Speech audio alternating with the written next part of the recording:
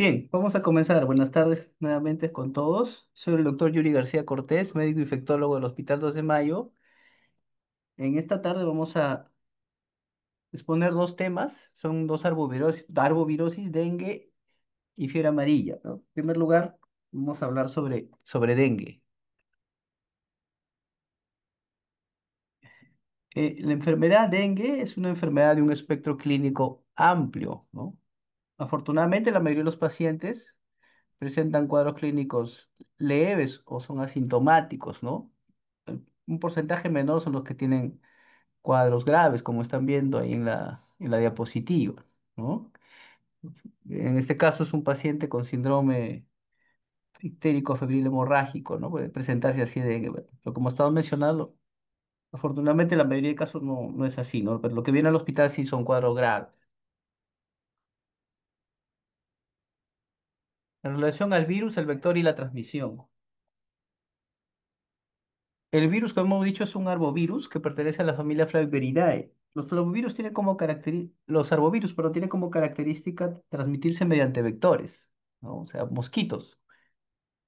Este es un virus ARN que tiene un ácido ribonucleico y una sola hebra y presenta cuatro serotipos, es reconocido, ¿no? Vamos a ver que hay hasta cinco, pero en nuestro país sí se han identificado los cuatro serotipos, el serotipo uno, el 2, el 3 y el 4.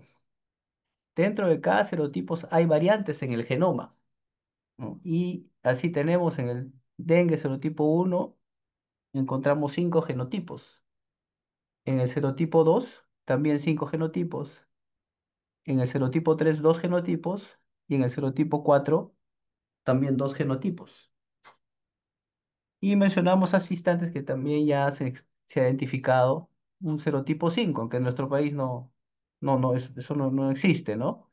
Eso fue el 2013 en la isla Borneo, Malasia, se identificó un nuevo serotipo, el serotipo 5. Desde el punto de vista didáctico, el virus dengue está compuesto por las denominadas proteínas estructurales que estamos señalando acá con el marcador, ¿no? A la derecha. Entonces tenemos proteína E en amarillo de envoltura, proteína estructural M de membrana, proteína C de cápside, ¿no? Y el RNA de una sola hebra. Y también tenemos proteínas no estructurales, NS1, NS2, NS2B, ¿no? Y así sucesivamente. De estas proteínas no estructurales, la más importante, porque también hay prueba diagnóstica para detectarle esta proteína, se llama la NS1, es la más importante. Y más adelante vamos a ver que participa, ¿no? De manera importante en la patogénesis de esta enfermedad. ¿Ya? Entonces, de las proteínas no estructurales, conviene recordar la proteína NS1. Los serotipos del dengue determinan inmunidad específica para toda la vida, para cada serotipo. Es decir, si la persona es infectada por el dengue serotipo uno, va a presentar anticuerpos contra este serotipo. Y en una siguiente infección, si es que es infección por el mismo serotipo, va a estar protegido, ¿no? Lo mismo por el 2, por el 3 y por el 4. Todos los serotipos pueden causar enfermedad grave y mortal. Y la variación genética dentro de los serotipos, es lo que hemos comentado, se denomina genotipos. La mayor virulencia o el mayor potencial epidémico va a depender de estos genotipos, ¿no? De estas variantes genéticas, de los genotipos dentro de cada serotipo. Y así tenemos, ¿no? Ustedes están viendo el serotipo uno, el serotipo 2, serotipo 3 y serotipo 4, ¿no? Fijémonos acá en el serotipo 2. Esto que está en números, en el recuadro celeste, corresponden a los genotipos, ¿no? Hay genotipo asiático uno, asiático 2, mixto asiático americano, cosmopolita, nativo americano y silvestre, ¿no? En nuestro medio, para nuestro país, importantes, y también para nuestro continente, importante serotipo nativo americano, ¿no? Y el asiático americano. Si lo comparamos, el genotipo americano es menos patogénico que el asiático americano. El asiático americano es más virulento, ¿no? Ocasiona enfermedad más severa y en ocasiones mortal, ¿no? Este genotipo asiático americano es responsable de brotes epidémicos en nuestro país y en la región de las Américas. Entonces, estos genotipos también van a diferenciarse por su patogenicidad, por su virulencia. El reservorio, ¿no?, de el virus dengue es el ser humano y el modo de transmisión, como todas las arbovirosis, picadura por mosquitos infectantes. El periodo de incubación puede ser tan corto como 3 días y un máximo de 2 semanas.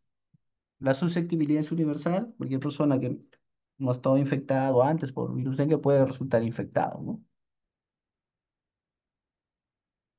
El mosquito, el vector, que es conocido, ¿no?, por nosotros, el Aedes aegypti, es un mosquito antropofílico, es decir, vive cerca del ser humano, en las proximidades del ser humano, y se va a reproducir en recipientes artificiales, en el hábitat humano o en sus alrededores. Entonces, ¿cómo identificamos? La hembra es la que pica, ¿no?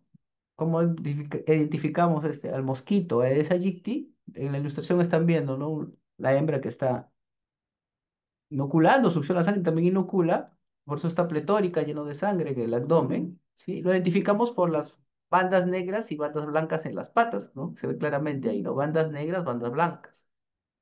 Entonces, para recordarlo, a los que les gusta el fútbol, arriba a la derecha, que lo estamos señalando, bueno, se parece a la camiseta del equipo italiano, ¿no? Juventus, con bandas negras, bandas blancas. Ahí están las patas, bandas negras, bandas blancas. Así lo identificamos.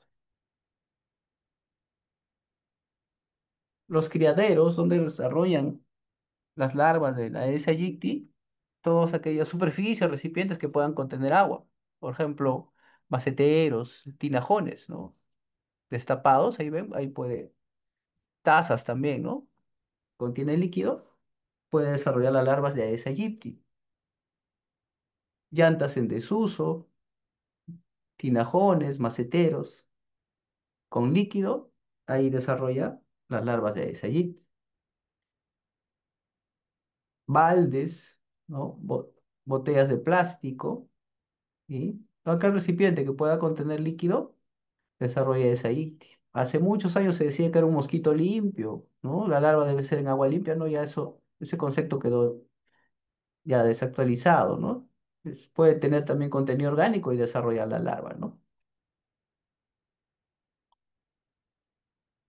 Y la hembra pone los huevos por encima del nivel líquido, como vemos acá, ¿no? Encima del nivel líquido, ahí es donde coloca la hembra de Aedes aegypti, los huevos. Y como todo mosquito tiene un ciclo similar, ¿no? El resto de mosquitos, empezamos con huevo, larva, pupa y adulto, ¿no? Y la hembra pone sus huevos y se completa el ciclo. Más o menos este ciclo dura una semana, 10 días, ¿no? Promedio una semana.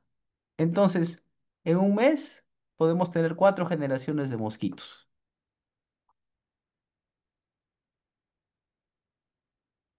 En relación a epidemiología, ¿cómo ha sido la evolución de la infestación aédica en nuestro país?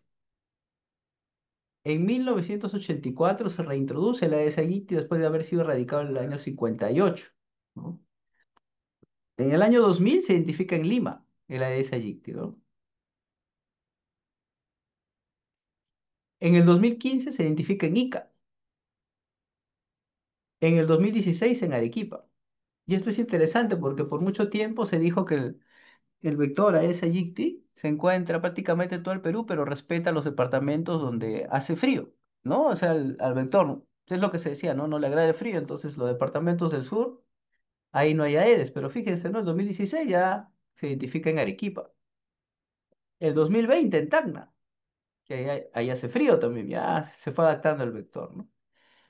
Y en la actualidad solo 3 departamentos, en 3 departamentos no se ha identificado aún el vector. Esos departamentos son Apurímac, ¿no? Apurímac, Huancavelica y Moquegua. Ahí está, se ve ahí en plomo, ¿no? Apurímac, perdón, Apurímac, Huancavelica y Moquegua. En el resto del territorio, en todos los departamentos se identificaba el vector. Y si hay el vector, ¿no? Hay la posibilidad de transmisión del virus dengue. Esto corresponde a estadísticas actualizadas, ¿no? Hasta el 1 de noviembre del 2025, semana epidemiológica 44, ¿no? Entonces vemos los departamentos más afectados: San Martín, ¿no? 10.890 casos, luego Loreto, Cajamarca, Amazonas, Lima, Piura y el resto, ¿no? Como hemos mencionado, hay tres regiones en las cuales no se encuentran vectores, pero en el resto sí, ¿ya? Pero los departamentos más afectados, por lo general, son los departamentos que tienen región selva y también costa norte, ¿no? Fíjense que Lima también, ¿no? Lima también está ahí a la cabeza entre los más afectados.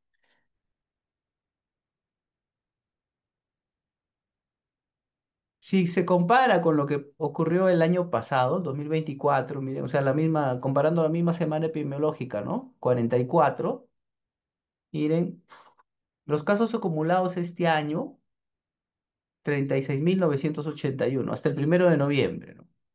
Y los casos acumulados en 2024 también, hasta la semana epidemiológica 44, 26.000, perdón, 263.572. Es decir, había una reducción de 86% en casos acumulados. Y si comparamos las defunciones acumuladas, 52 el 2025 y 252 el 2024. También una reducción de casi 80%. Esto ha ocurrido porque se han efectuado las medidas correspondientes de fumigación, control vectorial, capacitación al personal de salud, a los médicos, también el manejo y atención de los casos de dengue. Miren, da resultado, ¿no? Esas medidas, ¿eh? Reducciones significativas en casos acumulados y en defunciones del 2024 al 2025. ¿No? Entonces ahí está la fecha de corte, 1 de noviembre, o sea, es reciente, ¿no? Estadística reciente. Sobre el cuadro clínico, es una enfermedad sistémica, dinámica y tiene un amplio espectro clínico que va de formas severas y no severas. Después de un periodo de incubación que ya se mencionó, que es de 3 días hasta 2 semanas, ¿no? Como máximo, la enfermedad comienza súbitamente y sigue tres fases, ¿no? Una fase febril, fase crítica y fase de recuperación.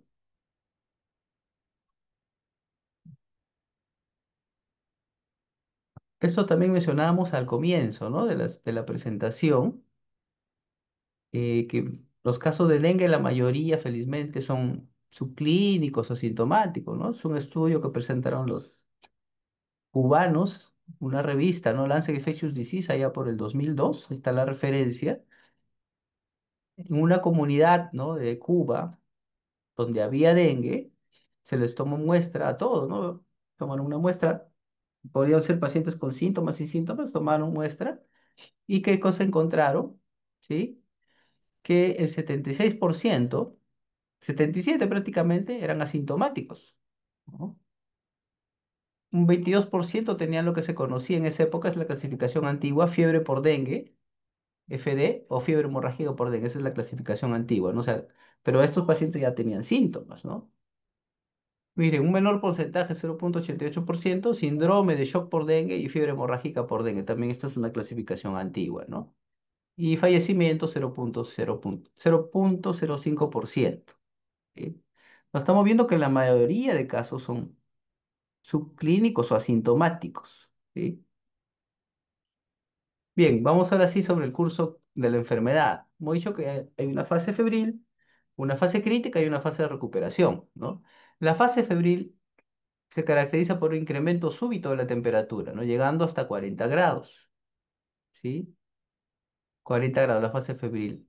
Acá también podemos tener otras manifestaciones, ¿sí? Puede haber cefalea, dolor retrocular, mialgias, rash, ¿no? Esa es la fase febril. Luego viene la fase crítica, ¿sí? Que se presenta en la mayoría de casos después después del tercer día, ¿no? Después del tercer día y en promedio dura 2 días, ¿no? Máximo 72 horas. Entonces, como esta es la fase crítica, ahí es donde tenemos que concentrar nuestra atención, ¿no? Va la redundancia en atención del paciente, la atención del paciente. Si la atención es correcta, adecuada, el paciente va a evolucionar bien, inclusive estando en fase crítica, que es 2 días, no es mucho tiempo, pero esos 2 días hay que estar ahí a la cabecera del paciente. Después de la fase crítica viene la fase de recuperación. ¿Mm? Ya, entonces, fíjense, antes de ver esto, perdón, nos hemos adelantado. Ya, fíjense, ¿no? En la mayoría de enfermedades, falta explicar esto, cuando cae la temperatura, como estamos viendo acá, ¿no? Es así, ¿no? La mayoría de enfermedades, cuando cae la temperatura, nosotros decimos, ah, el paciente está mejorando, su evolución es favorable. Ya.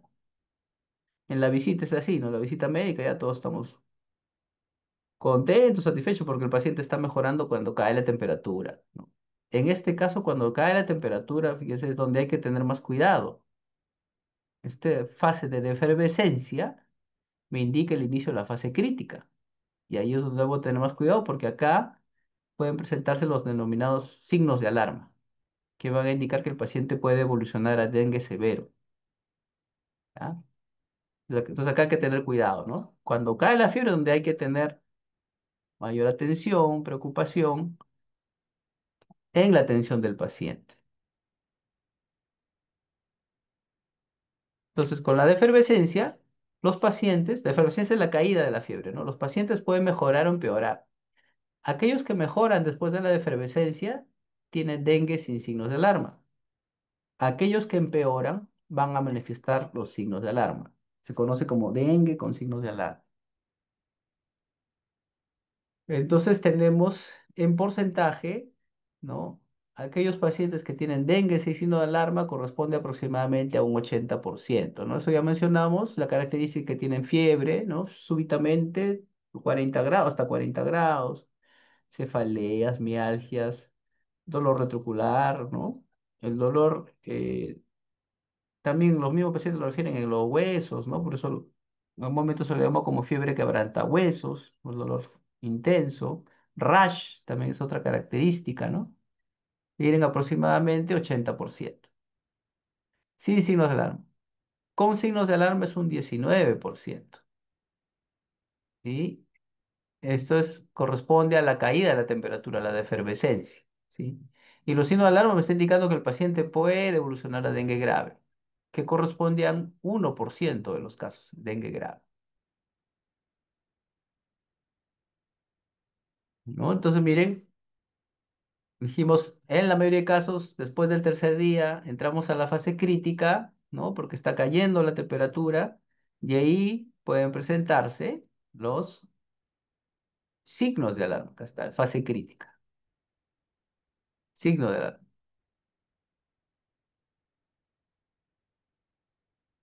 ¿ya? Bueno, esta es entonces la fase inicial, aproximadamente 3 días, sintomática, se caracteriza por fiebre, cefalea, ¿no? Dolor retrocular, artromialgias, exantema en un 30-50% de casos. Puede haber dolor abdominal, pero es discreto, ¿no? Cuando es continuo, persistente, eso ya es un signo de alarma, ¿no? También puede haber diarrea, porque esto es una viremia, fotofobia, náuseas, anorexia, ¿no? ¿Cuál es, cuál es la evolución probable a una mejoría clínica? También a manifestaciones hemorrágicas leves o a un dengue severo, ¿no? Manifestaciones hemorrágicas diversas, puede ser petequias, ¿no? Epístasis, gingivorragia, vómitos con sangre, sangramiento de zonas de venopunción, hematuria, ginecorragia, etcétera.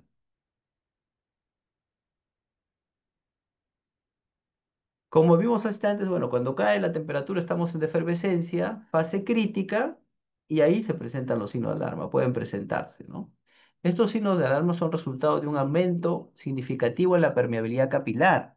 En el dengue, Como parte de la fisiopatología, lo más importante es el aumento de la permeabilidad capilar, la extravasación de fluidos, ¿sí? Entonces, esto va a marcar el inicio de la fase crítica, la presencia de los signos de alarma. Entonces, tenemos que conocer cuáles son esos signos de alarma. Bueno, como número uno, dolor abdominal intenso y sostenido, o puede ser dolor a la palpación del abdomen. Hemos dicho que en la fase febril, sin signo, ahí no hay signo de alarma todavía, ¿no? Puede haber dolor abdominal, pero este es discreto, ¿no? Acá estamos hablando del dolor abdominal intenso, sostenido, o, o que lo identificamos palpando el abdomen del paciente. ¿Ya? Este dolor abdominal se presenta por la extravasación de plasma, ¿no? Extravasación de fluido que va a irritar los plexos nerviosos que se encuentran en las áreas pararrenales, perirrenales, ¿no? Entonces va a irritar los plexos nerviosos en esa zona, en la zona del retroperitoneo, y como reflejo va a haber un dolor en el epigastrio. Puede ser en otras zonas del abdomen también, ¿no? Vamos a tener también derrame en la serosa que cubre al intestino. Entonces el intestino va a aumentar de volumen, ¿no? Y lo mismo que hemos explicado hace instantes, las raíces nerviosas se irritan y el paciente tiene dolor. Y este dolor puede confundirlos con una colecistitis, con una apendicitis, con un abdomen agudo quirúrgico. Entonces hay que tener cuidado ahí, ¿no? ¿Ya? Si se destiende el peritoneo que cubre a la vesícula, nos puede también confundir con una colecistitis, ¿no? Entonces, esto se produce por acúmulo de líquido debajo de la serosa, acumulación de líquido. El segundo signo de alarma son los vómitos persistentes, que se definen como 3 vómitos en 1 hora o 4 o más en 6 horas. ¿Ya? Ese es vómito persistente. Tercero es acumulación de líquidos, derrames en serosas, derrame pleural, derrame pericárdico, en fondo de saco de Douglas, ¿no? Derrame en serosas. Cuarto, sangrado de mucosas, gingivorragia, ginecorragia, sangrado, diferentes manifestaciones, ¿no? Podría ser hematemesis, ¿no? Melena también, puede ser sangrado mucosa. Quinto, trastorno sensorio, letargo, irritabilidad, ¿no? Sexto, hipotensión postural, lipotimia. Séptimo, hepatomegalia, hígado, 2 centímetros o más debajo del reborde costal derecho. Y en octavo, aumento progresivo del hematocrito, porque esos pacientes van a hemoconcentrar debido a que se está perdiendo plasma, ¿no? Hemoconcentran y lo que vamos a ver es incremento progresivo del hematocrito. En la fase crítica, los signos de alarma me indican que el paciente puede evolucionar a dengue severo. Y en el dengue severo, la principal es el escape severo de plasma que va a llevar al shock al paciente. Se está formando un tercer espacio. Alguien lo comparó, ¿no? Con una diarrea interna. Está perdiendo líquido internamente, ¿no? Dijo que es una diarrea interna y eso lleva al shock. Que puede o no tener distrés respiratorio. Además, los pacientes presentan sangrado severo y daño severo de órganos, ¿no? Pero lo principal acá es que está perdiendo líquido, ¿no?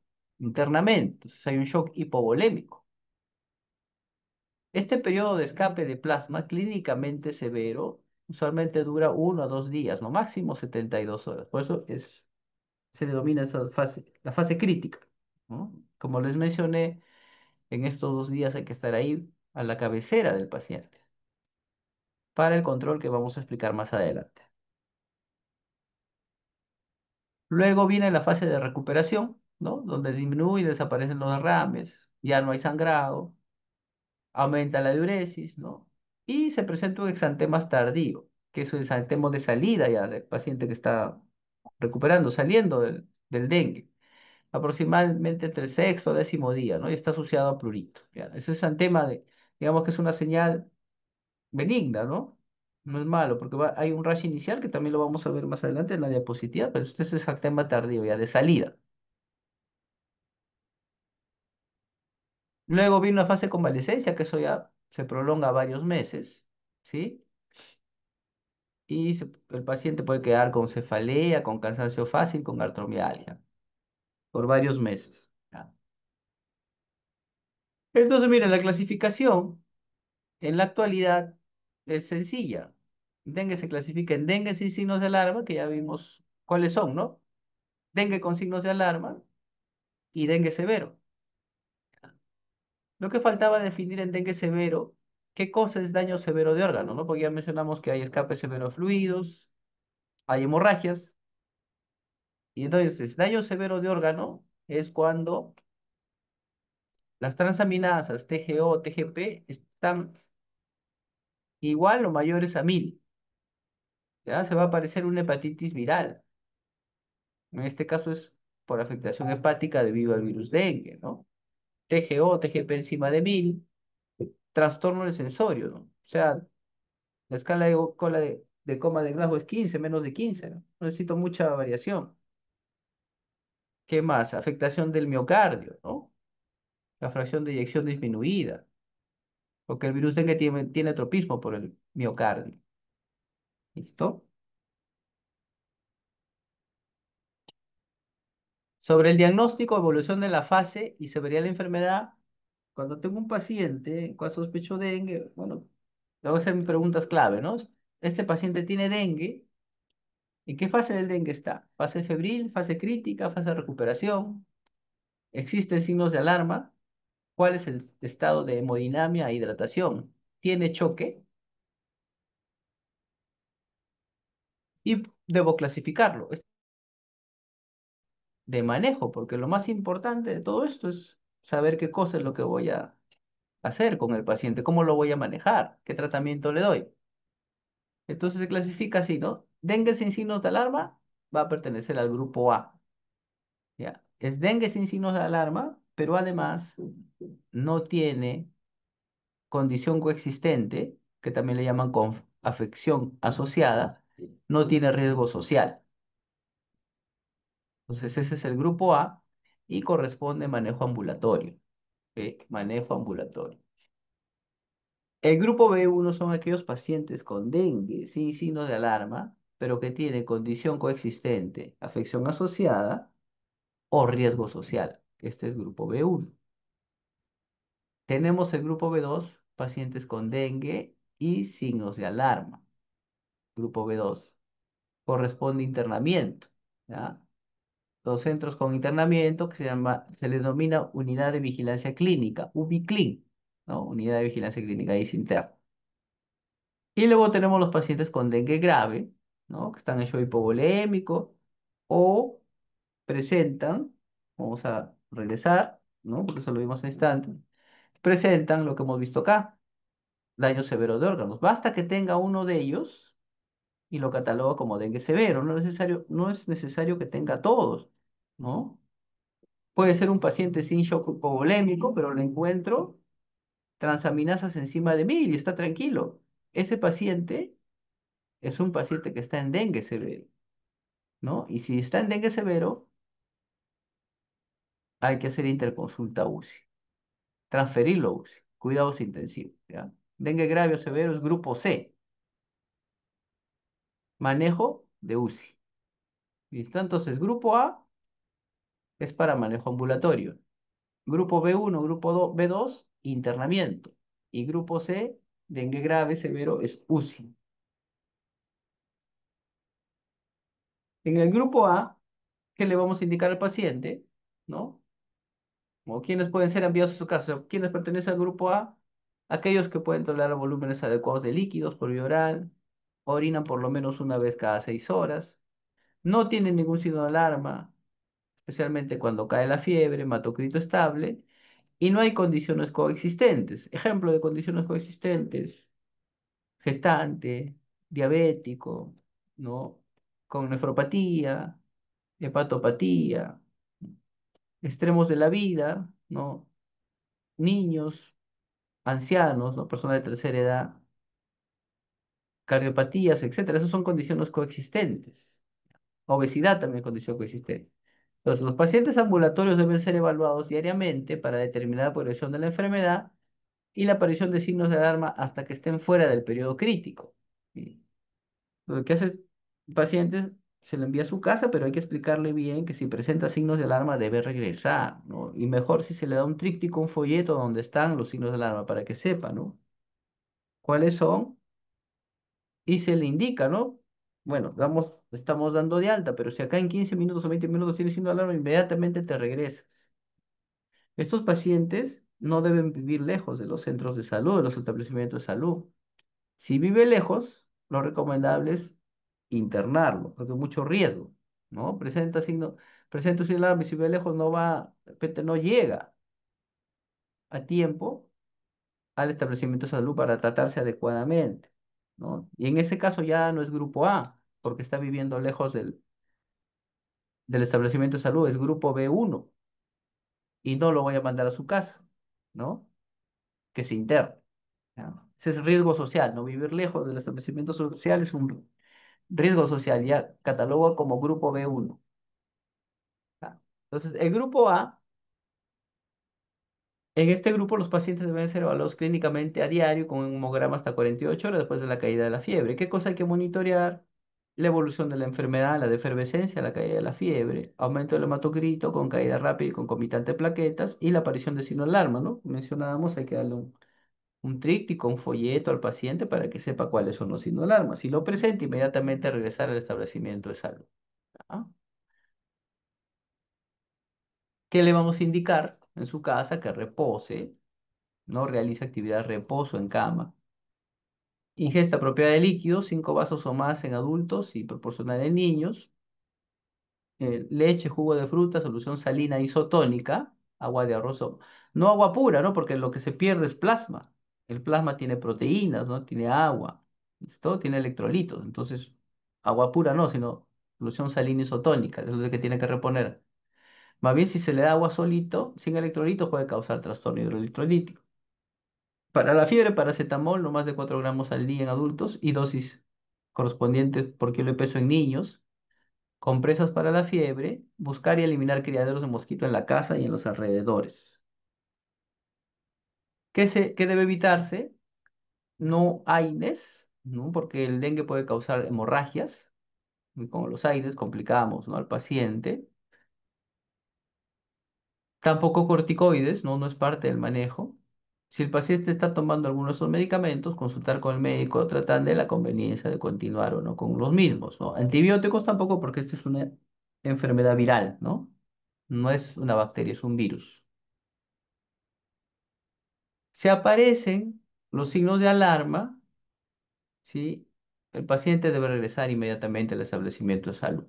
Ahí están los signos de alarma, sangrado en sus diferentes manifestaciones, ¿no? Petequias, equimosis, hematomas, gingivorragia, epístasis, ¿no? Y las otras, ¿no? Otros sangrados. Y los signos de alarma que ya hemos mencionado, ¿no? Por eso les decía, si es que es un paciente que vive lejos del establecimiento de salud, ya no cataloga como, aunque no tenga signos de alarma, ¿no? Porque si es que lo presenta, tienes que regresar. Pero si no vive cerca, eso cataloga como B1, paciente de riesgo social. Si vive solo, también cataloga como B1, lo clasificamos como B1. ¿Por qué? Porque supóngase que presenta dolor abdominal intenso en su casa, ¿no? Que no lo deja movilizarse. ¿Quién lo va a traer al establecimiento de salud? Tampoco cataloga como A, tiene riesgo social, es B1 y debe quedarse, debe internarse. Ahí está. Ese es B1, ¿no? ¿Ya? ¿Quiénes deben ser referidos para manejo intrahospitalario? Aquellos que tienen condiciones coexistentes, por ejemplo, gestante, los extremos de la vida, lactantes o pacientes en tercera edad, obesidad, diabetes, insuficiencia renal, enfermedades hemolíticas crónicas, ¿no? ¿Qué más? Hepatopatías, ¿listo? Síndrome de Down, etcétera. Circunstancias sociales, o sea, riesgo social. Paciente vive solo, vive lejos de los servicios médicos, no tiene medio de transporte, eso es otro riesgo social, ¿no? No tiene un auto, cómo desplazarse, ¿no? Entonces mejor ahí se interna y se cataloga como B1. El grupo C, en el grupo C están los pacientes, ya hemos visto, con dengue severo, ¿no?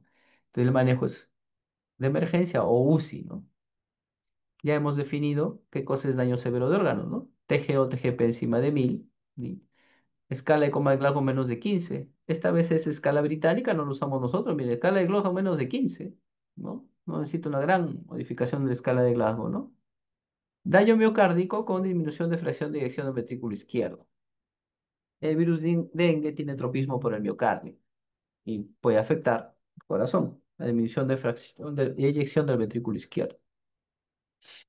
Este es el rash en los primeros días de la enfermedad, es un rash difuso, ¿no? Están viendo ahí en el rostro, extremidades superiores, abdomen, ¿no? También miembros inferiores, rash difuso.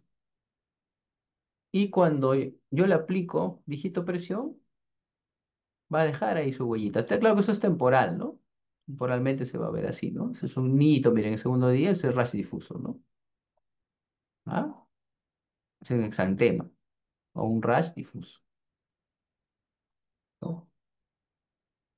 ¿Qué más tienen estos pacientes? Estamos hablando de la fase febril, ¿no? Hay postración, hay congestión, porque es una viremia, ¿no? Mialgias, artralgias, cefalea, dolor retrocular. Y también se nota un poco el rash, ¿no? En la diapositiva. Sí se nota el rash en las extremidades. ¿Por qué se produce el dengue grave, ¿no? ¿Qué explicación hay? ¿Qué teorías, ¿no? Bueno, imaginemos un paciente que resulta infectado por el serotipo 1, ¿no? O sea, a ese allí lo picó y lo infectó con el serotipo 1. Entonces, el serotipo va a desarrollar anticuerpos contra este serotipo, contra el serotipo 1, ¿no? Que acá estaría representado con esta estructura que parece un trinche, un tenedor, ¿no? Acá lo estamos señalando con el marcador, ¿no? Esta estructura sería el anticuerpo contra el serotipo 1, ¿sí? Bueno, ahora imaginémonos que esta persona en otra oportunidad es picado por el Aedes, pero esta vez se infecta con el serotipo 2, que está acá. Este es el serotipo 2, ¿no? Ya, entonces, en su sangre hay anticuerpos contra el serotipo 1, pero ahora resulta que ha sido infectado por el serotipo 2. Entonces, este anticuerpo es no neutralizante, cabemos, ¿no? Se va a formar un complejo antígeno-anticuerpo, ¿no? El anticuerpo no neutralizante, porque este es para el serotipo 1,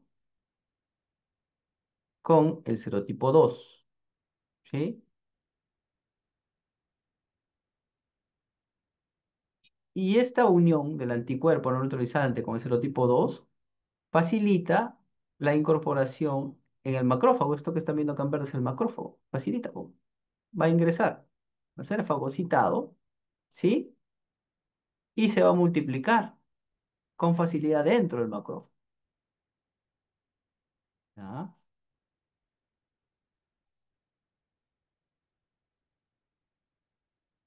Sería lo que hemos visto hace instantes, sería eso que estamos viendo acá, ¿no? Este es el dengue serotipo 2. Este es el anticuerpo no neutralizante, ¿no? Producido en la primera infección con el serotipo 1.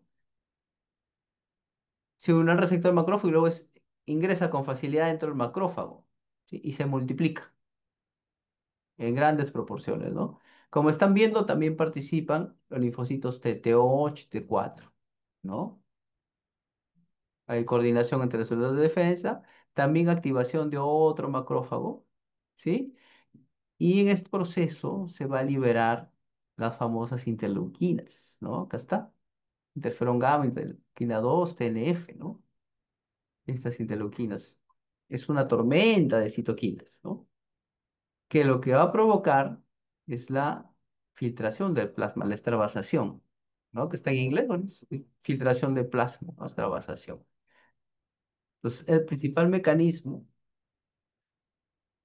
en la fisiopatogenia es eso, ¿no? La extravasación de plasma, filtración de plasma. Esto se conoce como la hipótesis de amplificación dependiente de anticuerpo, la teoría secuencial del doctor Halsted, ¿no? O sea, la primera infección es con el serotipo 1 y la siguiente infección con el serotipo 2. Amplificación dependiente de anticuerpos.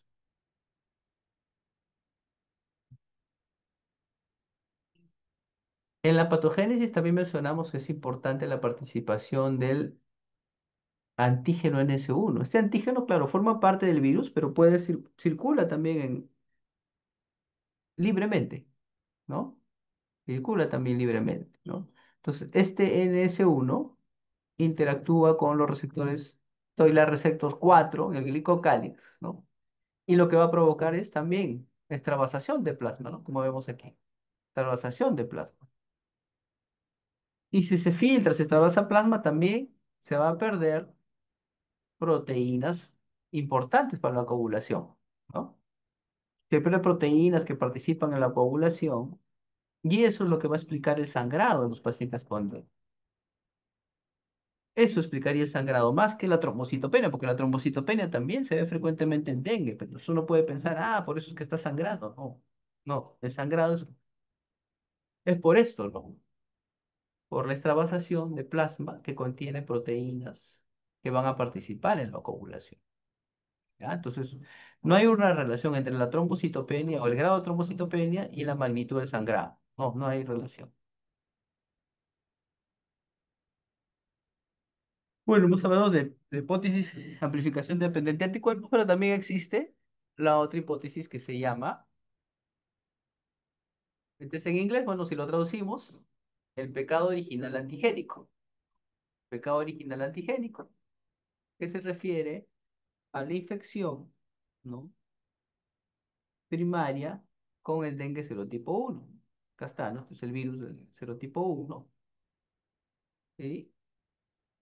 En el paciente se va a activar los linfocitos T, los linfocitos B, ¿no? Se van a generar linfocitos T de memoria, también B de memoria, o sea, respuestas anular, humoral, por si se memoria inmune, ¿no? Van a quedar linfocitos T de memoria, B de memoria, ¿sí? Esa es en una primera infección, por eso se llama pecado original antigénico, ¿no? Primera infección con serotipo 1. Si el paciente resulta infectado por el mismo serotipo, eso se llama infección homotípica, porque es infectado por el mismo serotipo, ese sería por el serotipo 1, ¿no? Infección homotípica.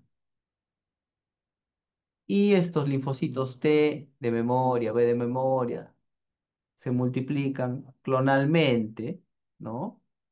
Los T van a destruir las células infectadas, ¿no? Linfocitos T y el B va a producir anticuerpos y la infección se controlará, se controla. Eso cuando la infección es homotípica, ¿no? O sea, por el mismo serotipo. La infección secundaria. Si la infección secundaria se produce por un serotipo diferente, eso se llama infección heterotípica. Ejemplo, ¿no? Serotipo 2, ¿sí? Su infección heterotípica por un diferente serotipo. También se activarán los linfocitos T, B de memoria, pero en este caso son incapaces de controlar la infección. Se va a producir la amplificación dependiente de anticuerpos, la gran liberación de citoquinas que vimos hace instantes, una hiperinflamación y como consecuencia extravasación de plasma, ¿no? Y los signos de alarma. ¿Listo? Sea positivo es cortesía de los colegas Casapía y Vázquez, Hospital Regional de Iquitos. Ya. Bastante didáctico este esquema para entender qué es lo que pasa. Entonces están las dos teorías, ¿no? Amplificación dependiente de anticuerpos, teoría secuencial, doctor Halstead se escribe, y la teoría denominada pecado original antigénico. El antígeno NS1 interactúa con los receptores TLR4, Toll-like receptor 4, en la superficie de los monocitos, de los macrófagos, también las células endoteliales, y va a inducir la liberación de citoquinas, eso lo vimos hace instantes. Ahora, los anticuerpos que se producen contra proteínas estructurales y no estructurales del virus dengue tienen reacción cruzada contra las plaquetas, también contra proteínas de la coagulación, fibrinógeno, plasminógeno y otros, ¿no? Que explicarían sangrado, ¿no? Trastorno de la coagulación. También tiene una reacción cruzada con la célula endotelial, proteínas integrinas. Entonces, la célula endotelial, las células están unidas, ¿no? A través también de las integrinas y las adhesinas, como estas. son destruidas, ¿no? Afectadas por estos anticuerpos, la célula endotelial ya no están unidas, se separan y va a facilitar la extravasación de plasma. ¿Sí? La reacción cruzada contra las plaquetas va a ocasionar la trombocitopenia, que es algo característico en dengue, ¿no? La trombocitopenia. Por lo tanto, si es que se transfunde plaquetas, ¿sí? Esa medida no va a hacer que mejore el número de plaquetas, porque hay anticuerpos, la reacción cruzada contra las plaquetas. Al contrario, pues, agrava la situación. ¿Ya? En dengue, cuando hay trombocitopenia, bueno, sé que eso va a pasar por reacción cruzada, pero no, el manejo no es darle plaquetas, no es transfundirle plaquetas. Manejo es fluidoterapia y esperar ya que en el tiempo el recuento de plaquetas mejore. ¿Ya? Algunas circunstancias sí transfundiré, pero son excepciones. Por lo general no transfundo plaquetas. No transfundo, no es necesario. Manejando adecuadamente el fluido, las plaquetas en el tiempo van a recuperar su valor. ¿Ya? Entonces no me voy a desesperar por eso, ¿no? Puedo transfundirle plaquetas. Entonces, la liberación del antígeno NS1 va a provocar la también liberación de citoquinas proinflamatorias, antianticuerpos plaquetarios, con daño endotelial, trombocitopenia, el aumento de la permeabilidad vascular, extravasación de plasma y factores de coagulación, y llevar a dengue severo, shock hipovolémico, sangrado, daño de órgano blanco. Entonces, esto en rojo ya es dengue severo, ¿no? Y podemos tener así un paciente con síndrome febril hemorrágico, ictérico hemorrágico febril, ¿no? Con epístasis, miren, ¿no? ¿Qué más hay? Gingivorragia, sangrado digestivo, también viene la sonda. Equimosis conjuntivo ocular, sangrado. Y este rash es el rash de salida, ya cuando el paciente está saliendo del dengue. El dengue por lo general dura 7 días, ¿no? Excepcionalmente 10 días, pero en promedio es una semana. ¿Ya? Si ustedes tienen un paciente que viene de zona endémica de dengue, con fiebre 14 días, no pensamos en dengue, pensamos en otras enfermedades, ¿ya? O sea, puede venir de una zona endémica de dengue, pero está con un tiempo de enfermedad de 14 días, fiebre, ya no pienso en dengue, porque estamos diciendo que es una semana, ¿sí? Entonces, estas islas blancas, ¿no? Que no se nota muy bien acá en Mar Rojo, este es el rash de salida. Creo que se nota mejor acá. Ahí está. ¿No? Miren, islas blancas rodeadas de un mar rojo. Ese es el ras de salida, ya sexto día, ¿no? O más. O sea, yo veo eso, ya, pues el paciente está para darle de alta, ¿no? Pero además tengo que verificar que ya no tiene fiebre más de 2 días, ¿no? Mejoría clínica manifiesta, mejora el apetito, bienestar general, hemodinámicamente estable, diuresis adecuada, ¿no? Lo normal es 1 cm3 por minuto de diuresis o 60 centímetros cúbicos por hora, eso es lo que tengo que ver. No hay distrés respiratorio, normalización o mejoría del examen de laboratorio. Mira lo que dice acá, tendencia al aumento de plaquetas, no dice plaquetas normales, porque las plaquetas más o menos en la segunda semana se normalizarán. Entonces, no es necesario darle de alta con plaquetas normales, veo que está elevándose ya, alta, porque sé que eso se va a normalizar en el tiempo. Ah. Usualmente precedido por aumento de leucocitos y un hematocrito estable. Entonces, con todos esos criterios, se va de alta el paciente. Pacientes que clasifican, catalogan en grupo B, ¿no? Tanto B1 como B2 deben ser internados en las ubiclines, unidad de vigilancia clínica, que deben contar con una hoja de monitoreo, su mosquitero y personal de salud, al menos 3 personas, médico, enfermera, auxiliar de enfermería. ¿No? Entonces, estos pacientes del grupo B1, grupo B2, ¿no? B2 es pacientes que tengan con signos de alarma, ¿no? Iniciar de inmediato la hidratación viendo venosa. Debemos iniciar la vía oral lo más rápido posible. Si no hay vómitos, trastorno sensorio, se puede iniciar también hidratación bioral y administrar soluciones cristaloides como cloruro de sodio al 9 por mil, o sea, suero, ¿no? Según esquema de hidratación. Entonces, esta es una definición operativa, ¿no? Caso probable de dengue sin signo de alarma, toda persona con fiebre reciente hasta 7 días, ¿no? Hemos dicho que no más de una semana, que estuvo dentro de los últimos 14 días, que es el periodo de incubación máximo, 2 semanas, en un área con transmisión de dengue o se encuentra infestada por Aedes aegypti y que además presenta por lo menos dos de los siguientes: artralgia, mialgia, cefalea, dolor ocular o retroocular, dolor lumbar, rash y no se evidencia signos de alarma. ¿Sí? Dos de ellos ya para pensar en más fiebre, ¿no? De 1 semana o menos de evolución, fecha de dengue. Y bueno, este es un resumen de lo que hemos explicado, ¿no? ¿Quiénes están en el grupo A? ¿Quiénes están en el grupo B1? ¿Quiénes están en el grupo B2? ¿No? Y B2, recuerden, es dengue con signos de alarma, ¿no? ¿Listo? El grupo C es dengue grave. Y el grupo A, nivel de atención, o sea, que corresponde, manejo ambulatorio, ¿sí? El grupo B1, grupo B2, en Ubiclin, unidad de vigilancia clínica, internarse, hospitalización. Y grupo C, manejo de UCI, ¿no? Tratamiento de urgencia, grupo C.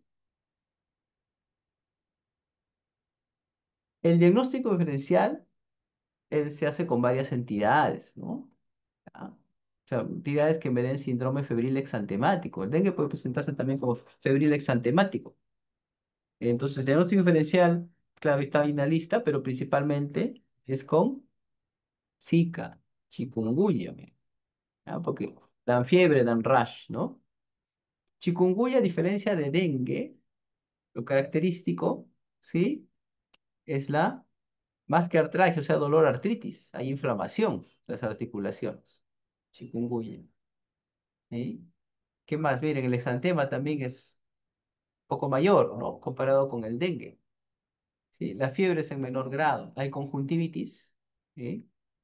¿Listo? Pero lo que marca este cuadro es la artritis en chikungunya. Zika también tiene fiebre, tiene rash, pero miren, el rash es más intenso. Hay conjuntivitis en mayor grado que en chikungunya. La artralgia es menor. ¿Ah? ¿Listo? Entonces, claro, clínicamente nos puede ayudar a diferenciar, pero al final el diagnóstico definitivo es con pruebas, ¿no? Con exámenes, con serología.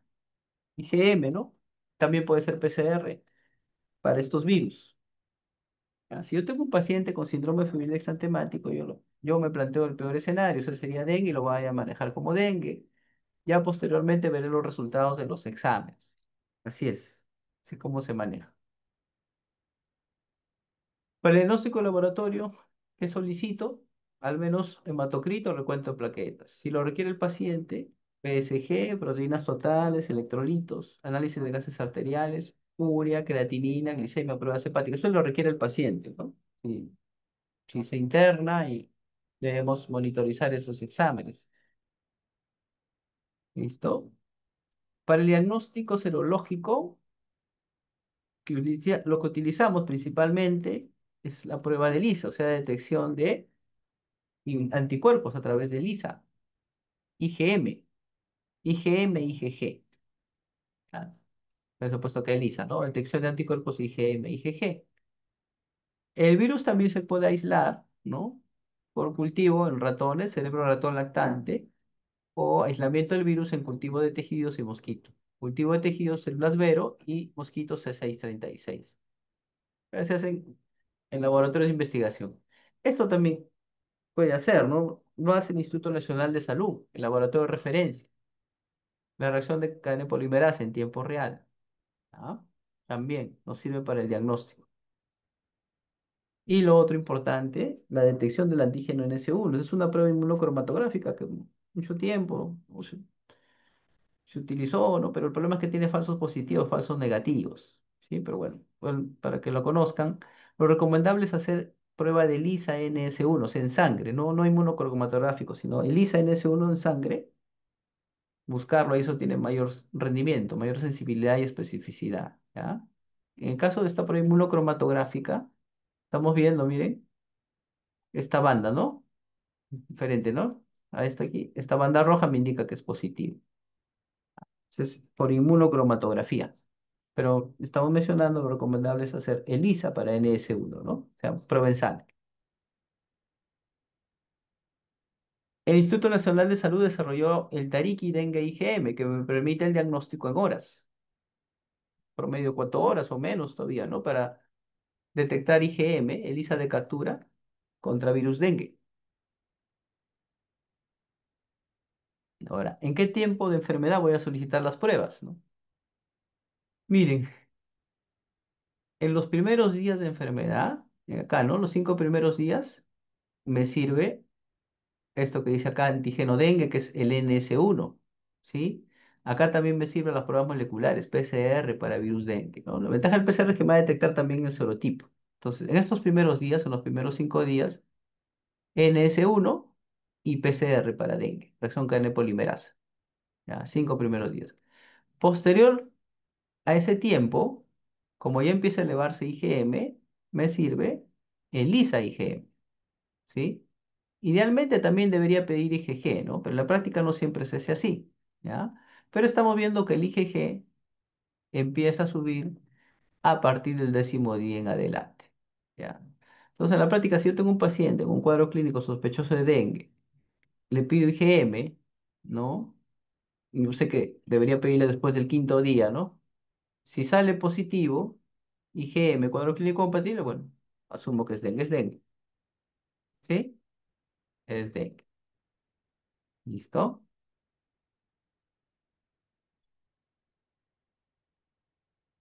Las barreras contra mosquitos solo son necesarias hasta que baje la fiebre para evitar que los mosquitos se allí y piquen a los pacientes y adquieran el virus, ¿no? Mantener el paciente en una habitación con tela metálica o bajo un mosquitero. Ahí está. Esas son las barreras, los mosquiteros. Y esto es para resumirles cómo es el manejo, ¿no? A ver, parece un poco complicado, ¿no? Pero miren, en resumen, ¿cómo es el manejo de hidratación, ¿no? Miren, acá se ha puesto un ejemplo, ¿no? ¿Ya? Es para manejo de pacientes con signos de alarma, ¿no? O sea, es un dengue, acá arriba dice dengue con signos de alarma, ¿no? La clave del manejo es la hidratación endovenosa, con suero fisiológico, monitoreo de funciones vitales y la diuresis. Entonces, tenemos un paciente con peso de 50 kilos, presión arterial de 80 con 60, ¿sí? Frecuencia cardíaca 100 por minutos. Además tiene vómitos y dolor abdominal, ¿ya? De los signos de alarma, los más frecuentes son los vómitos persistentes y el dolor abdominal. Son los más frecuentes.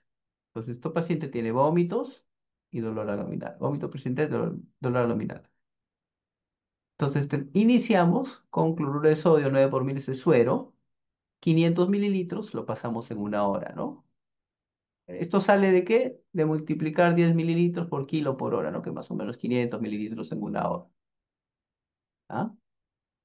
Se revalúa. O sea, después de la hora de administración se revalúa. Si hay mejoría clínica y diuresis, está en el rango normal, ¿no? Lo normal es de 0,5 a 1, ¿no? Está normal. Refiere menos dolor. La presión arterial ha mejorado, ¿no? Lo que estaba 80-60, ahora está 90-60. La frecuencia cardíaca estaba 100, ahora en 90. Ya orinó 300 mililitros en 1 hora, ¿no?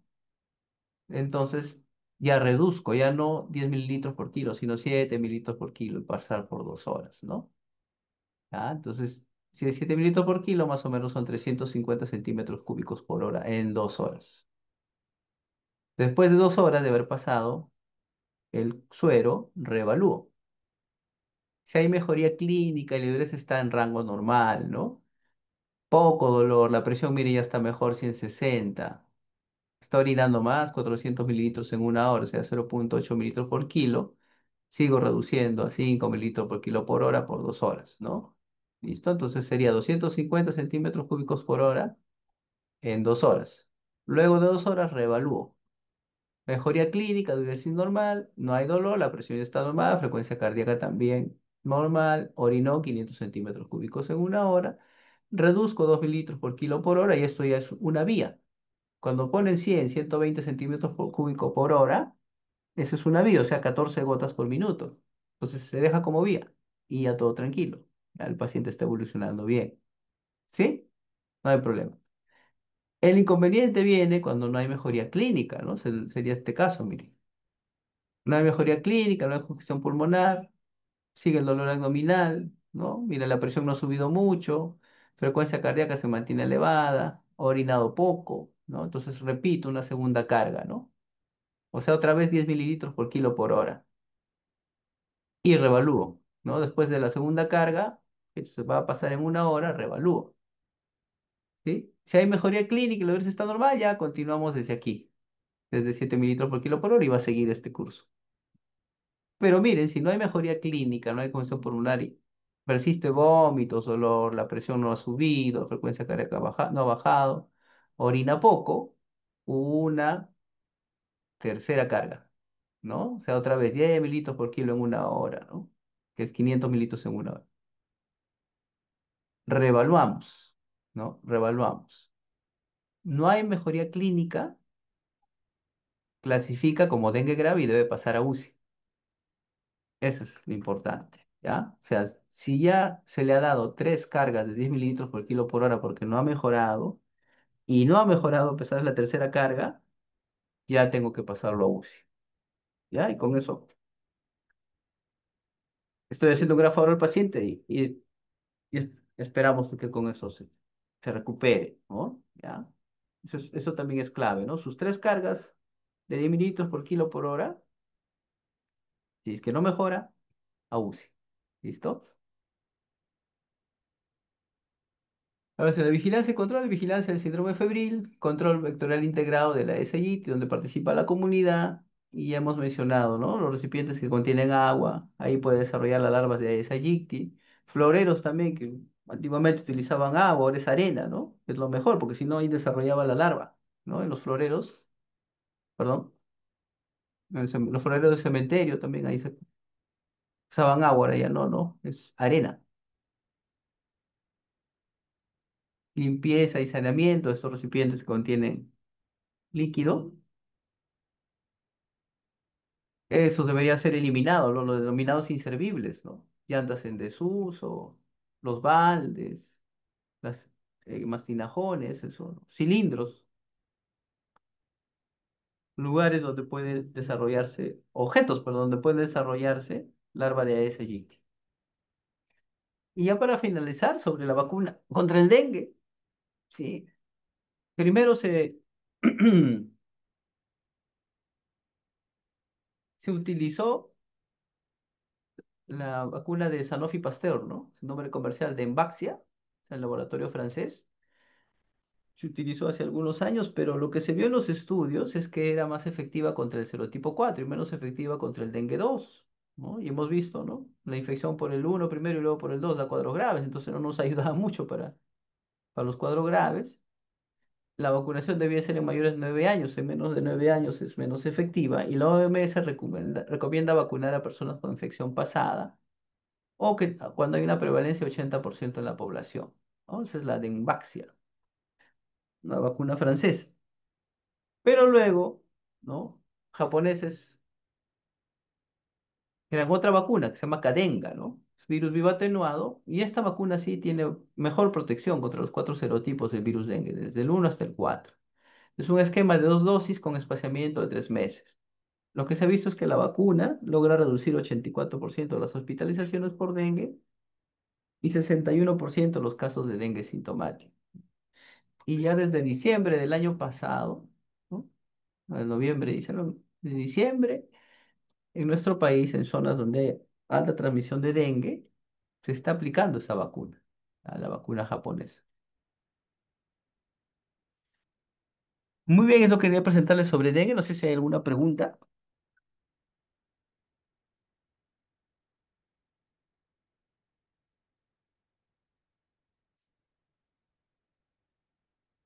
¿Todo bien? Entonces pasaríamos al siguiente tema. Ya vamos a pasar al tema de fiebre amarilla.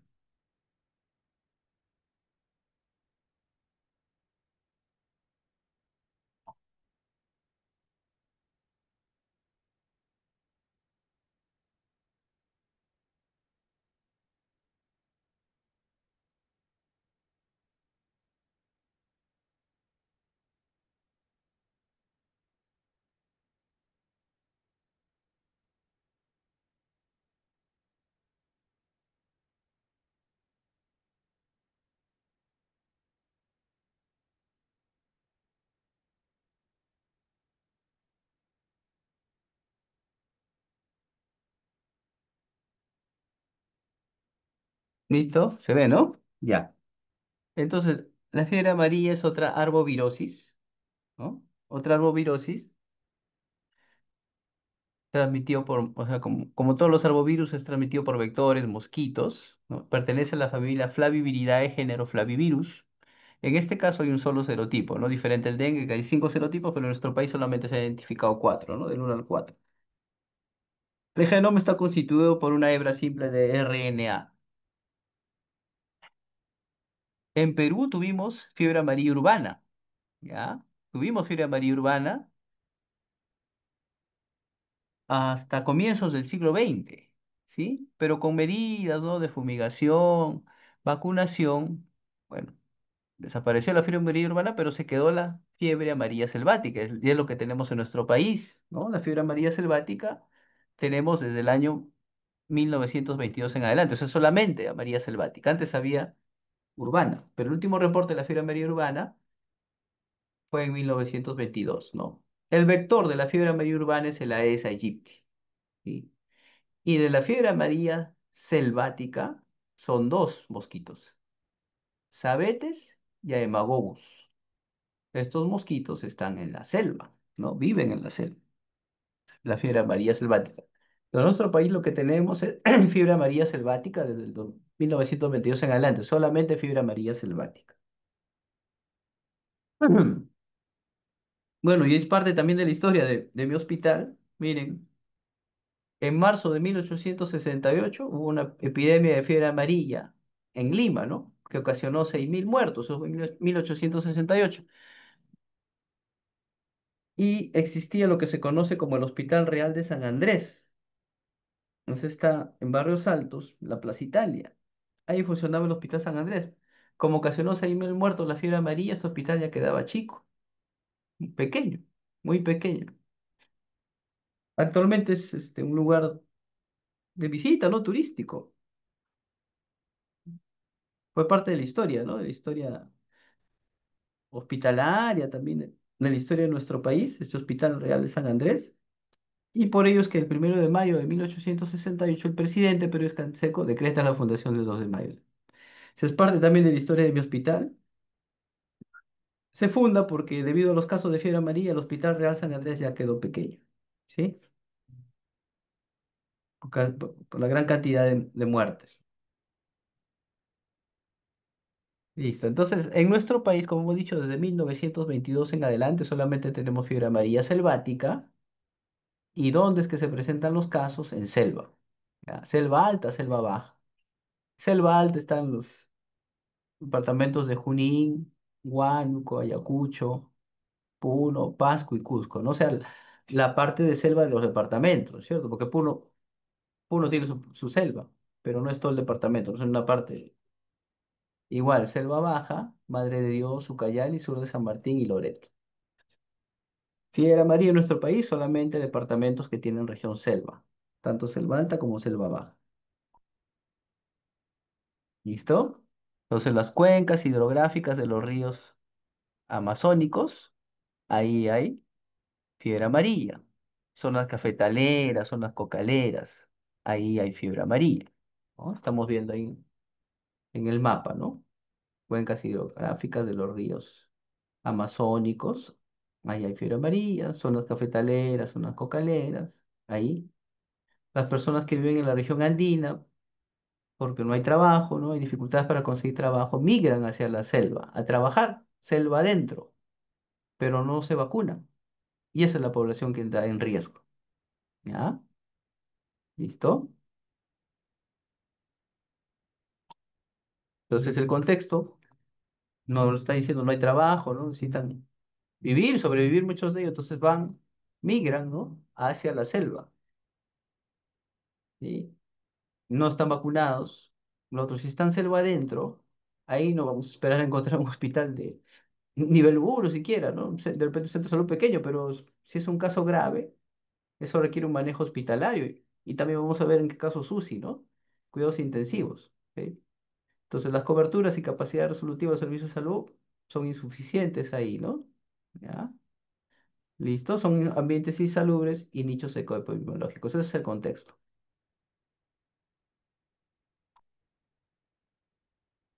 Entonces, ¿cómo es ciclo el epidemiológico de transmisión de la fiebre amarilla selvática y urbana, ¿no? Vamos a empezar por la selvático silvestre, que está acá a la izquierda. Miren, como he dicho que los vectores es hemagogos y sabetes. El ciclo natural se da en la selva, entre primates, teniendo como vectores a estos dos mosquitos, a hemagogos y sabetes, ¿no?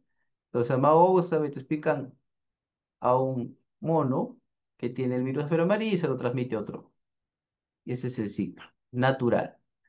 ¿Qué pasa cuando el ser humano, ¿no?, ingresa, selva adentro, trabajar, talar árboles, etcétera, y es picado por hemagosis abetes que tiene el virus de la fiebre amarilla? Pues, esta persona va a desarrollar fiebre amarilla selvática.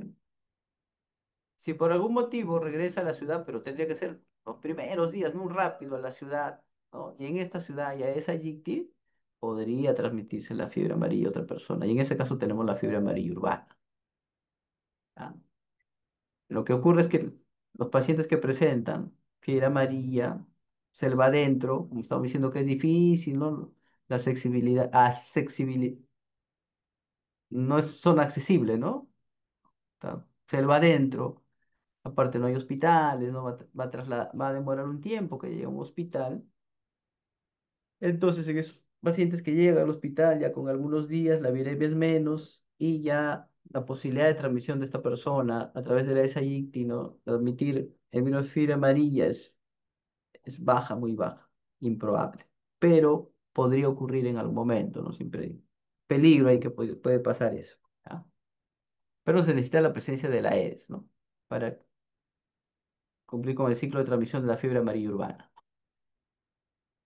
Entonces, la fiebre amarilla urbana en nuestro país evoluciona con ciclos que se producen más o menos cada 7 años, un poco más, cifras más, cifras menos, promedio 7 años, ¿no? Cada 7 años hay ciclos, brotes, ¿no? De fiebre amarilla, 7, 10 años, ¿ya? Brote de fiebre amarilla. ¿Listo? Y esto es para mostrarles, ¿no? Que los reportes vienen de departamentos que tienen región selva, ¿no? Por ejemplo, Amazonas, Cusco, Loreto, Madre de Dios, San Martín, ¿no? Ucayali, ¿no? Son los departamentos que tienen región selva, ahí hay fiebre amarilla. Tenemos fiebre amarilla selvática. Esto es actualizado también, Semana Epidemiológica 44, hasta el 1 de noviembre de este año. Se han reportado 50 casos, ¿no? Fíjense, la predominancia es sexo masculino, ¿no? Casos totales y defunciones, predomina el sexo masculino. ¿Por qué? Porque los varones son los que se van a trabajar selva adentro, ¿no? Están expuestos ahí, más expuestos, ¿no?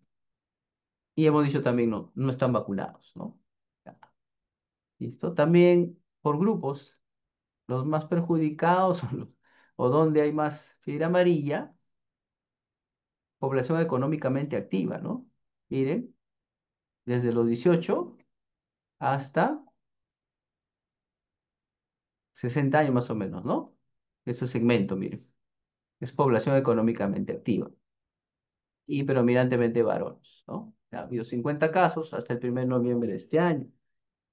Y los departamentos que han reportado, también los que tienen región selva, ¿no? Ucayali, Huánuco, Madre de Dios, Loreto, Junín, San Martín, Amazonas. ¿Listo? ¿Cómo es la patogenia? El virus penetra a través de la piel mediante la picadura del mosquito infectado, es hemagogos o sabetes, ¿no? Hay una replicación local, ¿sí? Y la célula dendrítica lo lleva a los nódulos linfáticos regionales. Y de ahí a la sangre hay un paso, ¿no? El nódulo linfático a la sangre hay un paso. Y a través del torrente sanguíneo se va a diseminar por varios órganos, ¿no? Hígado, riñones, médula ósea, corazón, sistema nervioso, páncreas, vaso y linfáticos, ¿no? Nosotros sabemos que los que más padecen son el hígado, el riñón, ¿no? En menor medida el corazón, pero hígado y riñón son los que más padecen fiebre amarilla. Se replica en el órgano blanco con posterior necrosis, ¿no? Entonces acá está, imagínense que este es hemagogos o sabetes, está acá, ¿no? Lo vemos en el marcador. Transmite el virus, ¿no? La picó, estaría la piel, la célula dendrítica lo lleva al linfático regional y ahí a la sangre. Y se va a distribuir en varios órganos de la economía. Hígado, riñón, vaso, miocardio, ¿sí?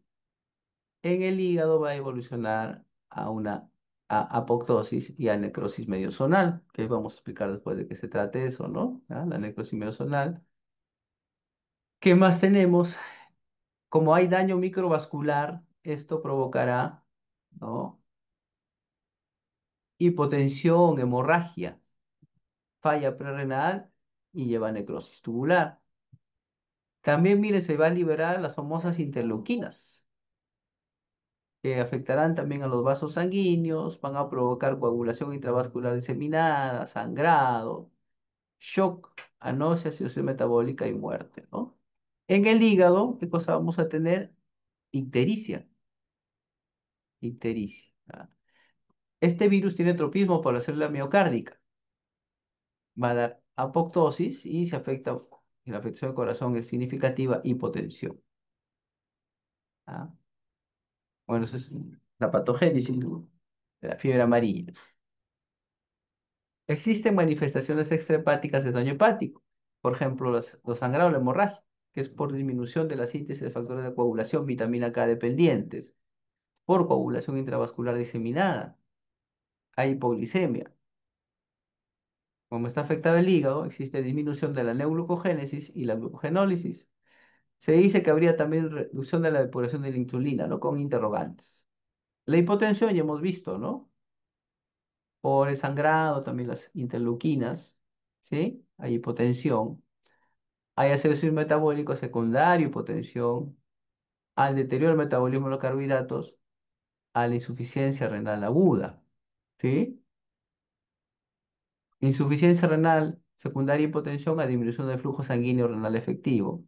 Y la cefalopatía es multifactorial, ¿no? Se produce por hipoglicemia, por hipoperfusión, también por acidosis metabólica.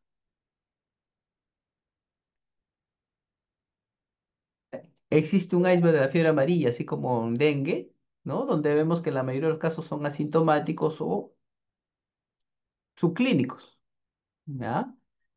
Las formas leves o moderadas constituyen aproximadamente un 30%, ¿no?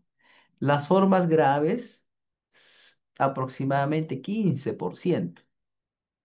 Las formas graves son los que tienen un ciclo bifásico, aproximadamente son un 15%.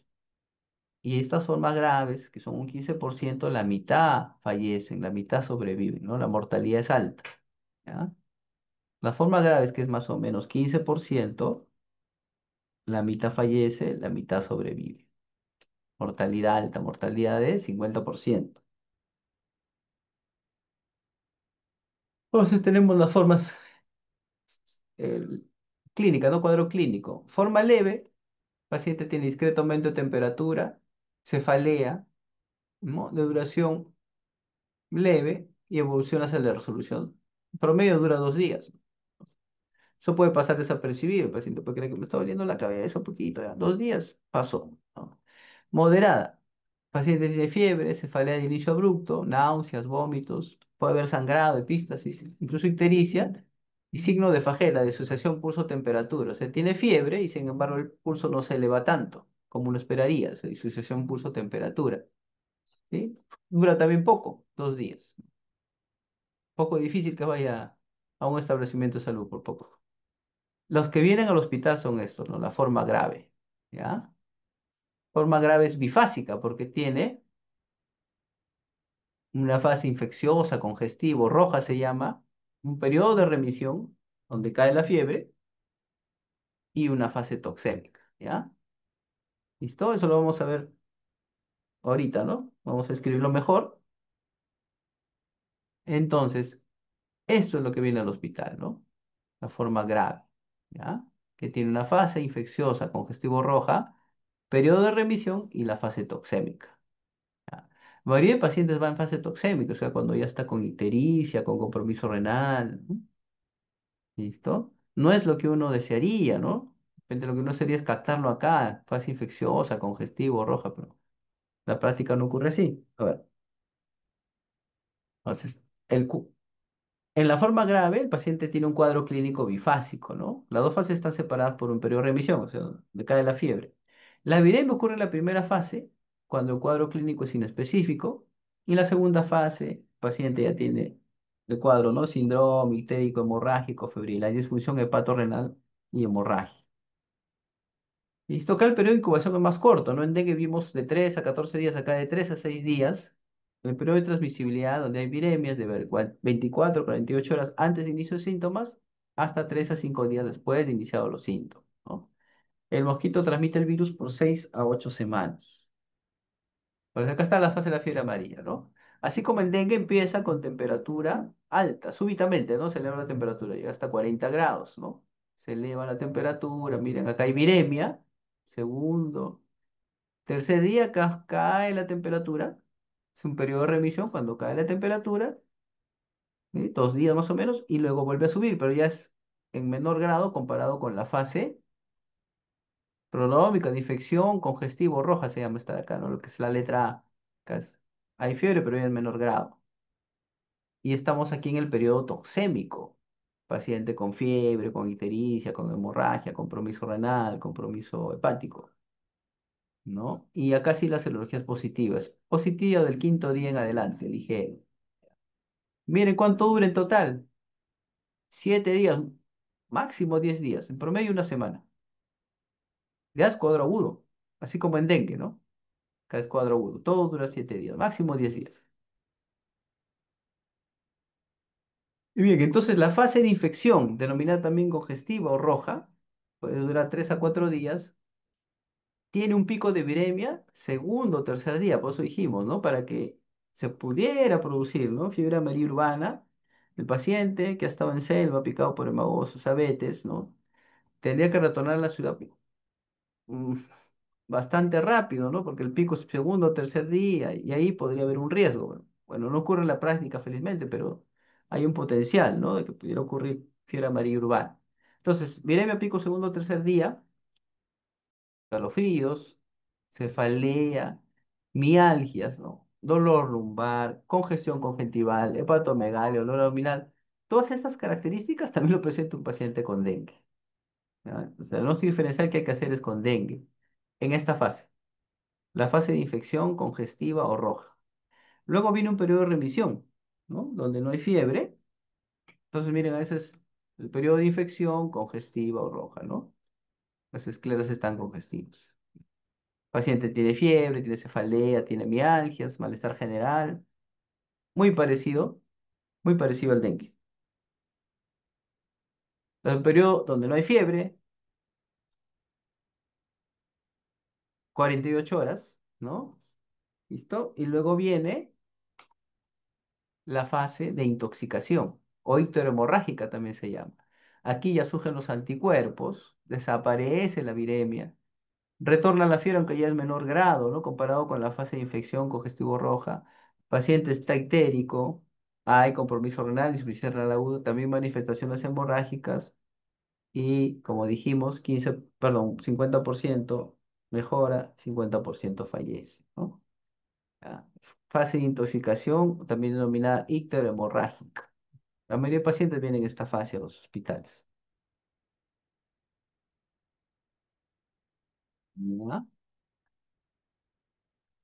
¿Listo? Entonces, en la fase de intoxicación, acá abajo, paciente como síntomas, fiebre, vómitos, hemorragia, debilidad, ansiedad, ¿no? Signos, paciente ictérico con oliguria, hemorragias intensas, ¿no? Puede haber gingivorragia, paciente sexo femenino, ginecorragia, ¿qué más puede haber? Epistasis, hematemesis, melena, ¿no? Equimosis, petequias, ¿no?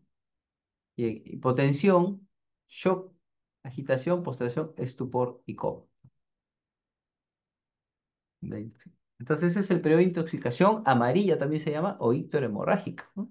También el trastorno de sensorio, mire. No se nota acá, pero escleras ictéricas. Sí se ve algo de epístasis aquí, ¿no? ¿Ya? Ahí se nota mejor, el trastorno de sensorio y hay epístasis. Y como está con los ojos cerrados, no vemos, pero también tiene ictericia. Entonces, síndrome ictérico hemorrágico febril o febril ictérico hemorrágico. Sangrado, ¿no? Sangrado digestivo, trastorno de sensorio. Como está con los ojos cerrados, notamos ictericia, pero tiene síndrome ictérico hemorrágico febril. Acá también, ¿no? Incluso hay edema facial, ¿no? Epístasis, gingivorragia, trastorno de sensorio.